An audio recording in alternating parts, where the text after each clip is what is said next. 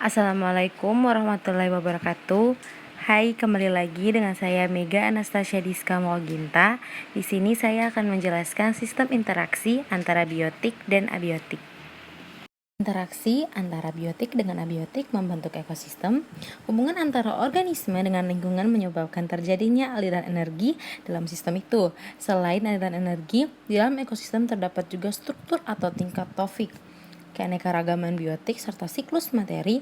Dengan adanya interaksi-interaksi tersebut, suatu ekosistem dapat mempertahankan keseimbangannya.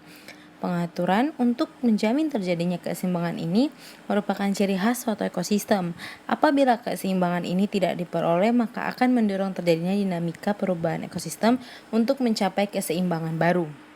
Salah satu cara menjaga keseimbangan ekosistem yang dilakukan oleh ekosistem itu sendiri adalah dengan menjaga perputaran energi dan nutrisi yang diterima dari sumber luar. Sumber energi luar yang dimaksud adalah cahaya matahari. Cahaya matahari ditangkap oleh tumbuhan dan digunakan untuk pertumbuhannya. Peran cahaya dalam mempengaruhi pertumbuhan tanaman adalah sebagai salah satu syarat untuk terjadinya fotosintesis. Dalam proses ini, energi dari matahari diubah dalam bentuk energi kimia yang dapat digunakan oleh heterotrof melalui rantai makanan. Ada beberapa bentuk rantai makanan. Yang pertama, rantai makanan rerumputan. Yang kedua, rantai makanan parasit. Dan yang ketiga, rantai makanan pengurai. Kita masuk pada siklus materi. Materi yang menyusun tubuh organisme berasal dari bumi. Materi yang berupa unsur-unsur terdapat dalam senyawa kimia yang merupakan materi dasar makhluk hidup dan tak hidup. Pertukaran atau perubahan yang terus-menerus antar komponen biosfer yang hidup dengan tak hidup dapat juga disebut dengan siklus materi. Suatu ekosistem materi pada setiap tingkat trofik tidak hilang, namun materi berupa unsur-unsur penyusun bahan organik tersebut didaur ulang. Unsur-unsur tersebut masuk ke dalam komponen biotik melalui udara, tanah, dan air. Daur ulang materi tersebut melibatkan makhluk hidup dan batuan sehingga disebut siklus materi.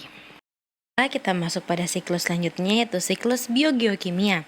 Siklus biogeokimia atau yang biasa disebut dengan siklus organik anorganik adalah siklus unsur-unsur atau senyawa kimia yang mengalir dari komponen abiotik ke komponen biotik dan kembali lagi ke komponen abiotik.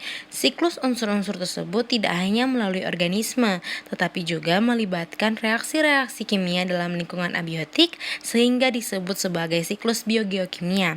Siklus biogeokimia yang terjadi di alam dapat berupa siklus air, siklus oksigen, dan karbon dioksida, siklus nitrogen, dan siklus materi atau mineral yang berupa unsur-unsur hara.